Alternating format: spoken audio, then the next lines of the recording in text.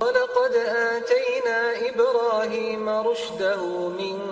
قبل وكنا به عالمين إذ قال لأبيه وقومه ما هذه التماثيل التي أنتم لها عاكفون قالوا وجدنا آباءنا لها عابدين قال لقد كنتم أنتم وآباؤكم في ضلال مبين قالوا أجئتنا بالحق أم أنت من اللاعبين قال بل ربكم رب السماوات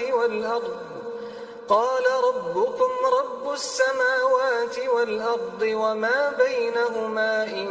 كنتم تعقلون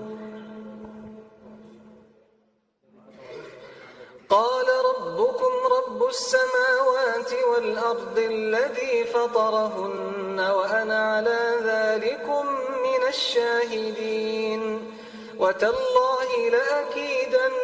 أصنامكم بعد أن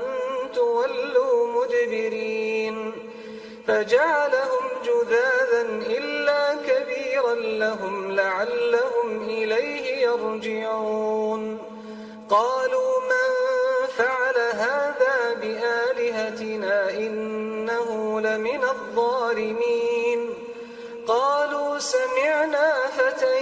يذكرهم يقال له إبراهيم